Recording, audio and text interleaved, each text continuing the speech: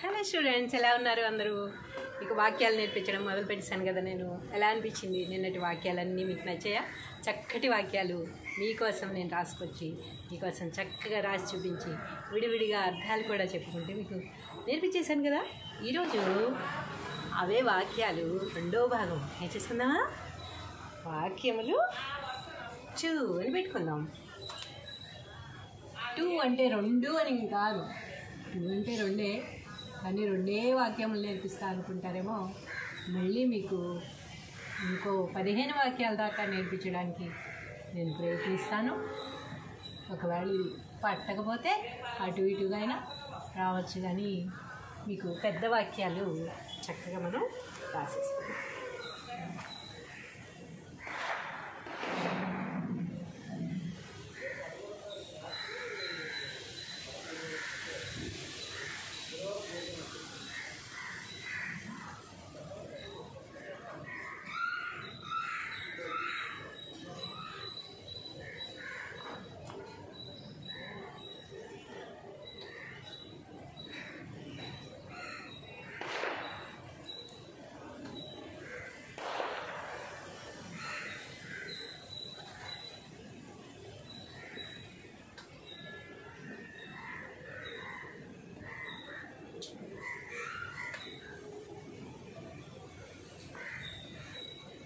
పెద్ద వాక్యం వచ్చింది. నాకు నా వర్తిస్తే యా నన్నయ, తగ్గుడిస్తే తి, కాకి కావర్తిస్తే క నా, తిక్కన ఏ, రకి రావర్తిస్తే ర నా, ఎర్రన లను, నన్నయ తిక్కన ఎర్రనలను, క వగ్గుడిస్తే వి, కకి రావర్తిస్తే త్ర, యాకి సున్నా పెడితే యం, కవిత్రయం, అకి సున్నా పెడితే అం, తగ్ దీర్ఘం ఇస్తే టా, రకం ఇస్తే రు, అంటారు. నన్నయ తిక్కన ఎర్రనలను కవిత్రయం అంటారు.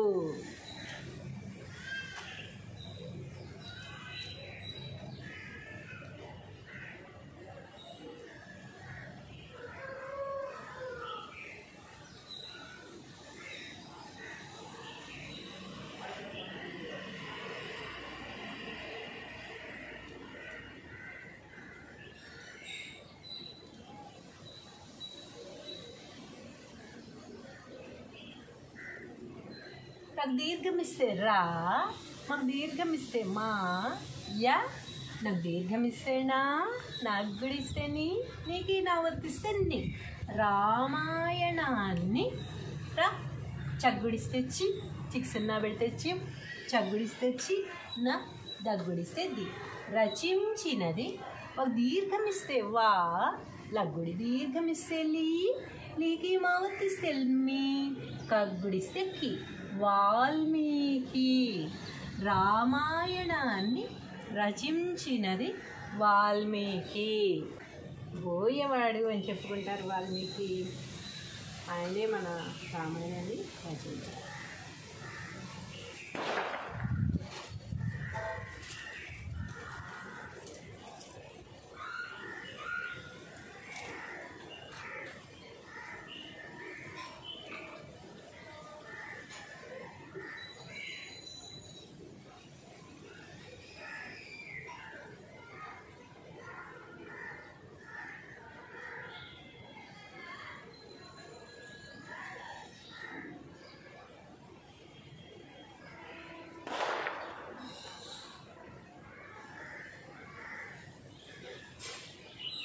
ఏమంటున్నాడు? మాకు దీర్ఘం ఇస్తే మా, ఊ రగ్గుడిస్తే రి, ఊరి, గక్కొమ్మిస్తే గు, డగ్గుడిస్తే డి, లకోత్వమిస్తే లో, గుడిలో. నాకు దీర్ఘం ఇస్తే రా, మాకు దీర్ఘం ఇస్తే మా, యా నకి సున్నా పెడితే నం, రామాయణం. వగ్గుడిస్తే వి, వికి సున్నా పెడితే విం, తక్కువ దీర్ఘం ఇస్తే టూ, విం టూ, ఉకి సున్నా పెడితే ఉం, తగ్గ దీర్ఘం ఇస్తే టా, నకొమ్మిస్తే ను, ఉంటాను. మా ఊరి గుడిలో రామాయణం వింటూ ఉంటాను.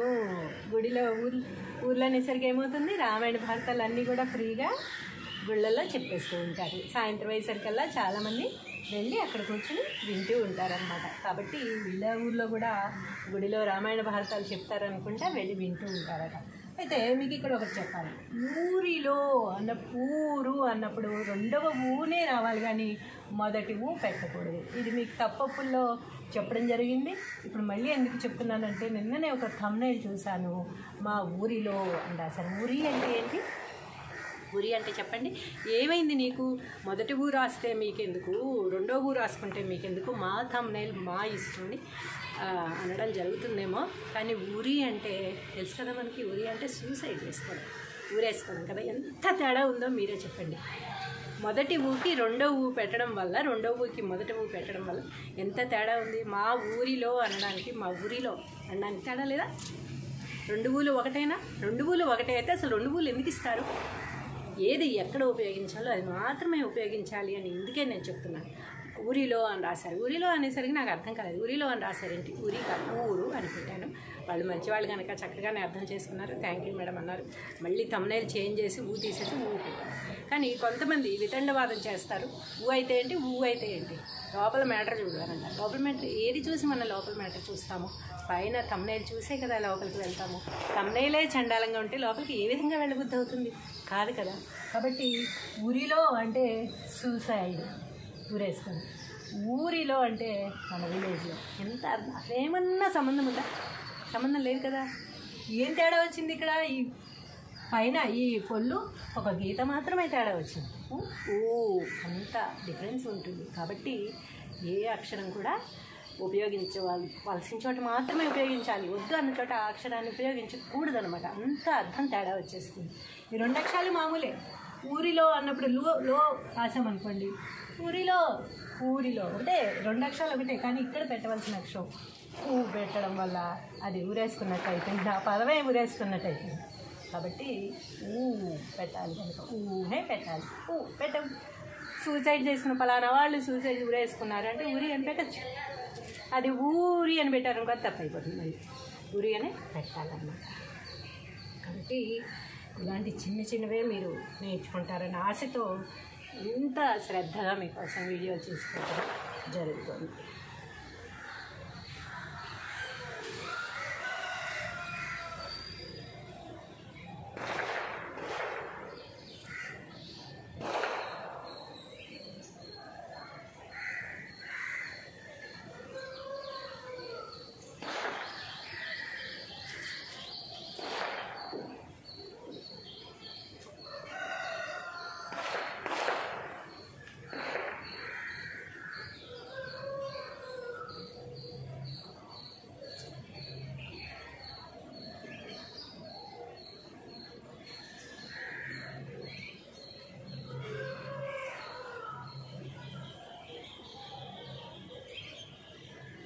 చూసారా ఎంత కాన్ఫిడెన్స్ ఉందో? చూసారా ఈ మాటలో?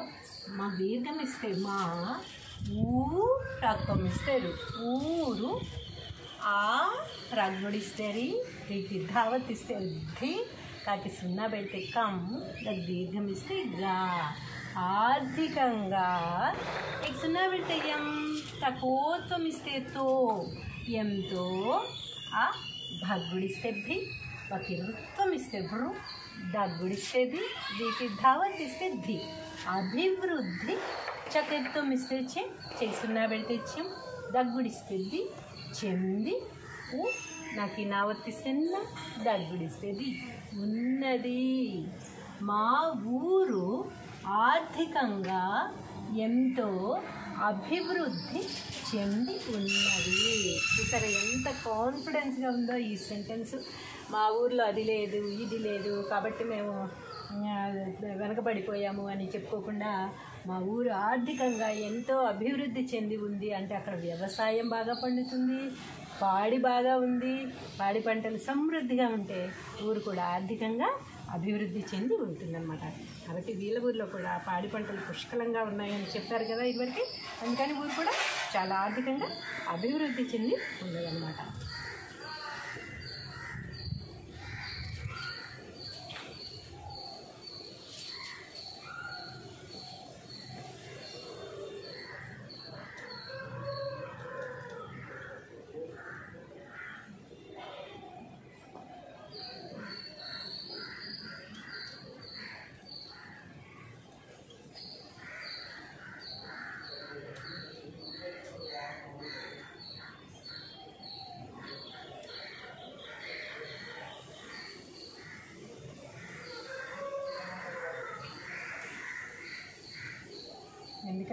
ఊరు అంత అభివృద్ధి చెందిందట. మా దీర్ఘం ఇస్తే మా, చకొం ఇస్తే చు, టకొం ఇస్తే టు, టూకి కావత్ ఇస్తే టు, ప, కకి కావత్ ఇస్తే క, ల, పక్కల, చాగుడిస్తే చి, నాకు నా వర్తిస్తే నా, చాగుడిస్తే చి, నాకు నా వర్తిస్తే నా, చిన్న చిన్న ప, రగ్గుడిస్తే రి, సకి రావతిస్తే స్ర, మ, లపం ఇస్తే లు, పరిశ్రమలు, కొమ్ము దీర్ఘం ఇస్తే కూ, దీర్ఘం ఇస్తే డా, కూడా, నాకు దీర్ఘం ఇస్తే నా, నాకు ఈ నావర్తిస్తే నా, యాగుడిస్తే ఈ, ఉన్నాయి. ఎందుకని ఆర్థికంగా అభివృద్ధి చెంది ఉంది? వీళ్ళ ఊళ్ళో పండే పంటలే కాకుండా మా చుట్టుపక్కల చిన్న చిన్న పరిశ్రమలు కూడా ఉన్నాయి. చుట్టుపక్కల చిన్న చిన్న పరిశ్రమలు అంటే ఫ్యాక్టరీస్ కూడా ఉన్నాయట. బీడీలు కానీ లేకపోతే చిన్న చిన్న పరిశ్రమలు, రైస్ మిల్స్ అలాంటి వాటిల్లో కూడా వీళ్ళకి జాబ్స్ ఉంటాయి కదా. కాబట్టి ఊరు ఆర్థికంగా అభివృద్ధి చెందింది. ఊరు చుట్టుపక్కల చిన్న చిన్న పరిశ్రమలు కూడా ఉన్నాయట.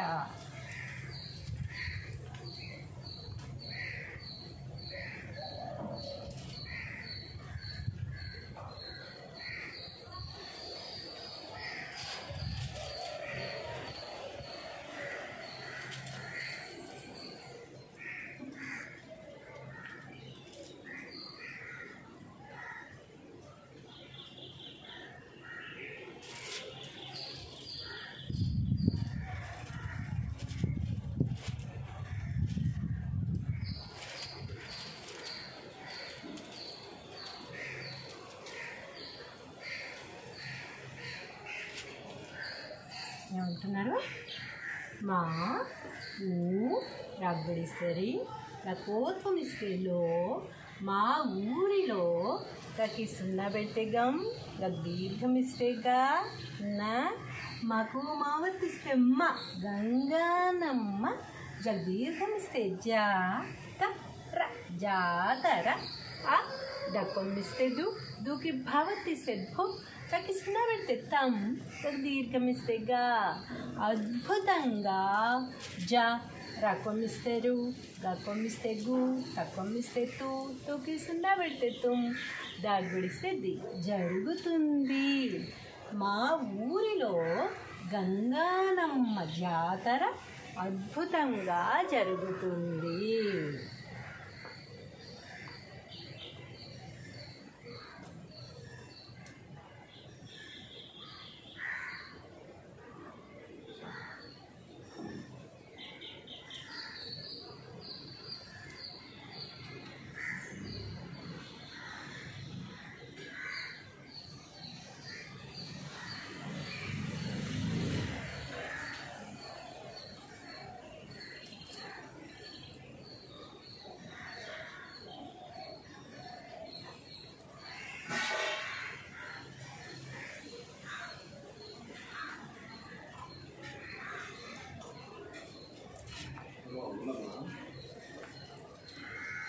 సక్ దీర్ఘం ఇస్తే సా, సకి రావతిస్తే స్రా, వా, నా, మాకు దీర్ఘం ఇస్తే మా, సకి సున్నా పెడితే సం, లకోత్వం ఇస్తే లో, శ్రావణ మాసంలో, పక్కొమ్ము దీర్ఘం ఇస్తే పూ, జ, లకొమ్ ఇస్తే లు, పూజలు, పకి రావతిస్తే బ్రా, తక్ దీర్ఘం ఇస్తే తా, లకొమ్ ఇస్తే లు, వ్రతాలు, ఏ, కకొమ్ ఇస్తే కు, టూకి కావతిస్తే కు, వా, దీర్ఘం ఇస్తే గా, ఎక్కువగా, చకేత్వం ఇస్తే చే, సక్ దీర్ఘం ఇస్తే సా, సాకి తావతిస్తే స్థా, రకం ఇస్తే రు, చేస్తారు.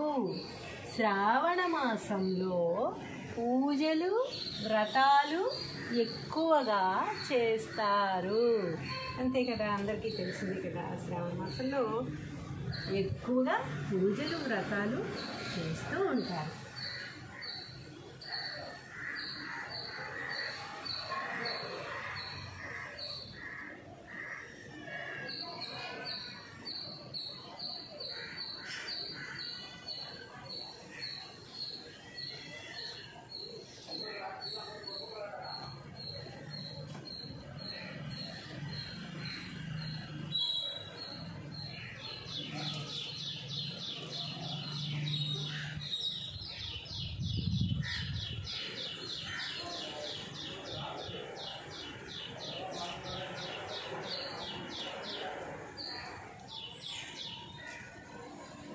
ఏం చేస్తారట? ఆ దీర్ఘం ఇస్తే షా ఢ ఆషాఢ. మాకు దీర్ఘం ఇస్తే మా సబ్ సున్నా పెట్టేస్తాం. పూర్తం ఇస్తే లో మాసంలో ఆషాఢ మాసంలో పూర్తం ఇస్తే గో రగ్గుడిస్తే దీనికి సున్నా పెడితే దీర్ఘం ఇస్తే టకం ఇస్తే కు గోరింటాకు పకెత్తం ఇస్తే పె టకం ఇస్తే టూకి టవత్తిస్తే కోపం ఇస్తే కో వా దకి సున్నా పెడితే డమ్ పెట్టుకోవడం. ఆ నా దీర్ఘం ఇస్తే వా యగ్గుడిస్తే ఈ తగ్గుడి దీర్ఘం ఇస్తే తీ. ఆనవాయితీ ఆషాఢ మాసంలో గోరింటాకు పెట్టుకోవడం ఆనవాయితీ. ఆషాఢ మాసం రాగానే గోరింటాకు చెట్లన్నీ ఖాళీ అయిపోతూ ఉంటాయి. అందరు కోసేసి ఉప్పేసి పెట్టేసుకుంటూ ఉంటారు. ఇప్పుడైతే అంత కూడా శ్రమ పడక్కర్లేకుండా ఫోన్లు తెచ్చేసుకుని డిజైన్లు పెట్టేసుకుంటున్నారు అన్నమాట. అది ఆడపిల్లలు తప్పకుండా ఆషాఢ మాసంలో గోరింటాకు పెట్టుకుంటూ ఉంటారు.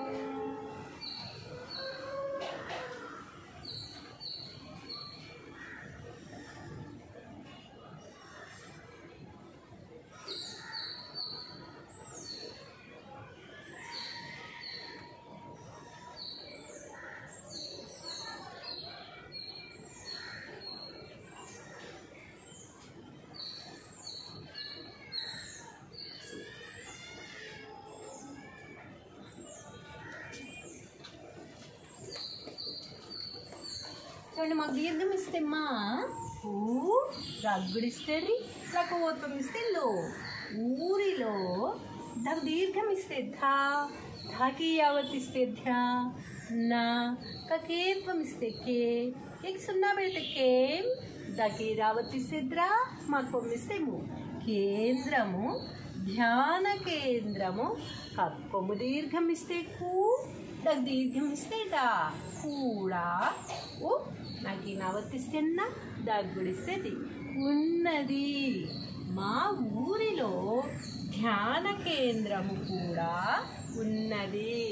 ధ్యానం చేసుకుంటూ ఉంటారు కదా చాలామంది, మెడిటేషన్ చేసుకుంటూ ఈ రోజుల్లో మానసిక ప్రశాంతత కోసం మెడిటేషన్ చేయడం చాలామంది అదిగా చేస్తున్న పని అనమాట. కాబట్టి దానికి ఈ మధ్య కేంద్రాలు కూడా చాలానే వెలిసాయి.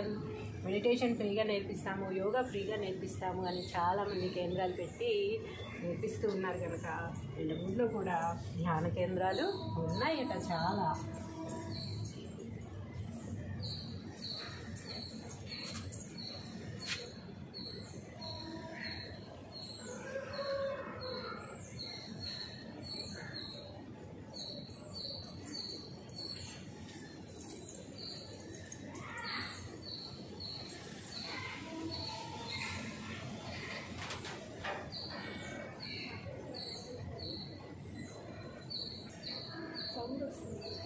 నాకేం ఇస్తే నేను, నాకు ఇస్తే నువ్వు, నేను క ర చకొమిస్తే చు, నాకు దీర్ఘం ఇస్తే గా తరచుగా, ధాకు దీర్ఘం ఇస్తే ధా ధాకి యావత్తిస్తే ధ్యా నాకు సున్నా పెడితే నం.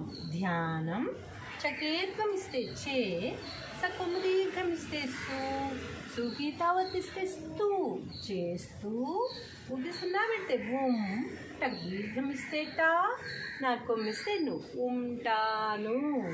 నేను తరచుగా ధ్యానం చేస్తూ ఉంటాను. మానసిక ప్రశాంతత కోసం ఏం చేయాలి?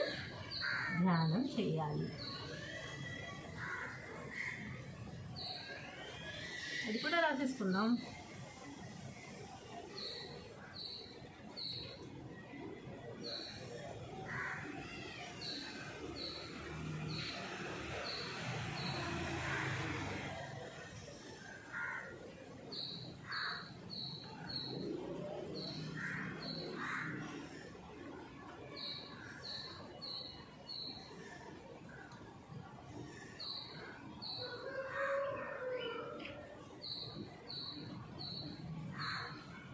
చేయాలి.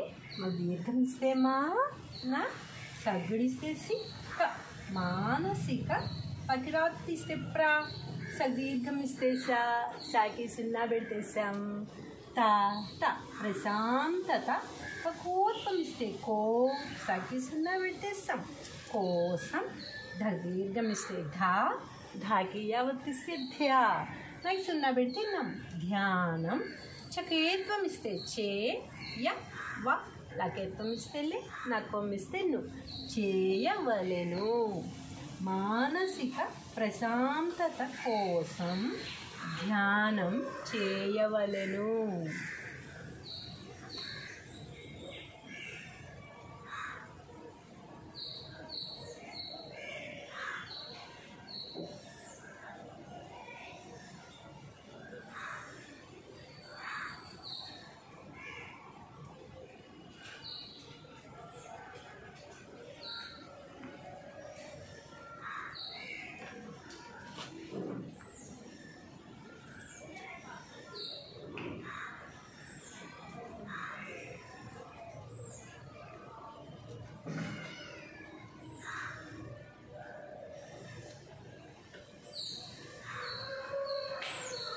ఇప్పుడు చేయాలి ధ్యానం. బకురావత్ ఇస్తే బ్ర, హాకి మావత్ ఇస్తే మా, మా కొమ్ము ఇస్తే ము, హా కొమ్ము దీర్ఘం ఇస్తే హూ, తాకి తావత్ ఇస్తే త, తాకి సున్నా పెడితే తం, లకోత్వం ఇస్తే లో. బ్రహ్మ ముహూర్తంలో దీర్ఘం ఇస్తే ధా, ధాకి యావత్ ఇస్తే ధ్యా, నాకి సున్నా పెడితే నం ధ్యానం. చకేత్వం ఇస్తే చ, యాకి యావత్ ఇస్తే య, దాకి సున్నా పెడితే డం చెయ్యడం. ఉ, తకి తావత్ ఇస్తే త, మాకి సున్నా పెడితే మం ఉత్తమం. బ్రహ్మ ముహూర్తంలో ధ్యానం చెయ్యడం ఉత్తమం. బ్రహ్మ ముహూర్తం అంటే ఇప్పుడు తెల్లవారుజామున 3 గంటల నుంచి 5 గంటల లోపు ధ్యానం చేయడం వల్ల ఎన్నో శక్తులు మనలో ప్రవేశిస్తాయి అన్నమాట. బ్రహ్మ ముహూర్తంలో ధ్యానం చేయడం ఉత్తమం.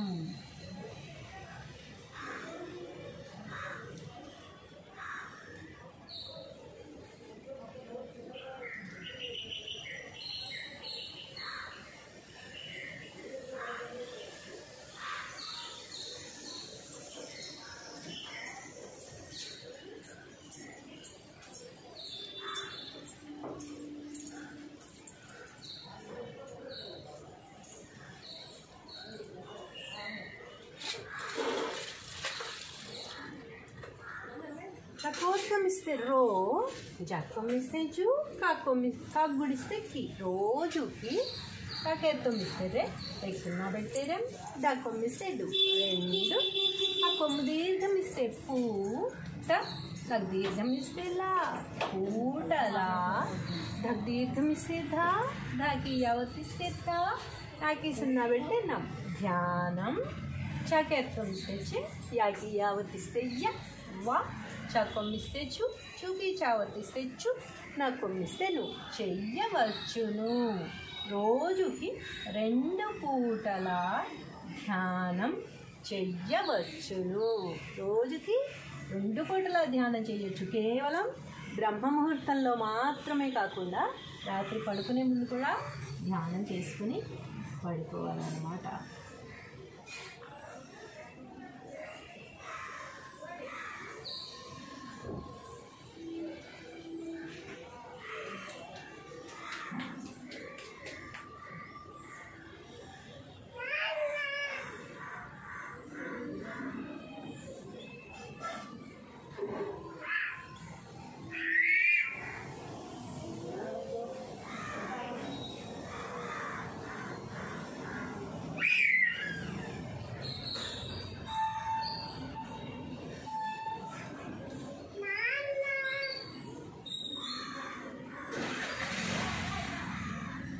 దీర్ఘం ఇస్తే ధా, ధాకి యావత్ ఇస్తే ధ్యా, నాకి సున్నా పెట్టి నం ధ్యానం. వ, ల, న, లాలనం. స, తగ్గుడు దీర్ఘం ఇస్తే రీ, తాకి సున్నా పెట్టి రం శరీరం. ఆ, ప్రకోత్వం ఇస్తే రో, గాకి యావర్తిస్తే గ్యా, యాకి సున్నా పెడితే గ్యం, దీర్ఘమిస్తే గా, ఆరోగ్యంగా, ఊకి సున్నా పెడితే ఉం, చాకొం ఇస్తే చూ, కకోత్వం ఇస్తే కో, వా, చాకొం ఇస్తే చూ, చూకి చావర్తిస్తే చూ, ఉంచుకోవచ్చు. ధ్యానం వలన శరీరం ఆరోగ్యంగా ఉంచుకోవచ్చు. ధ్యానం చేయడం వల్ల మానసిక ప్రశాంతత ప్లస్ ఆరోగ్యం కూడా వస్తుందన్నమాట.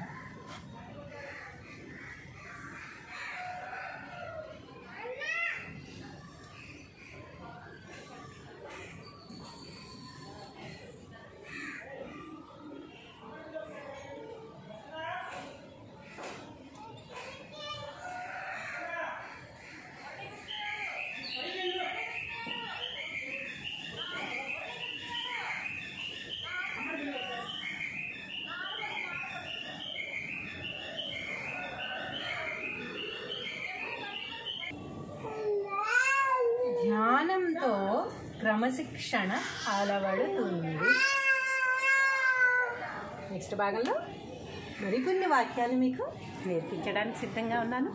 ఇప్పటి వరకు ఈ వాక్యాలన్నీ చక్కగా ఎలాంటి తప్పులు లేకుండా, స్పెల్లింగ్ మిస్టేక్స్ లేకుండా ఎలా ప్రొనౌన్సియేషన్ చేస్తున్నామో, ఏమిటి, ఎలా రాయాలి, ఎలా చదవాలనేది చక్కగా నేర్పిస్తాను.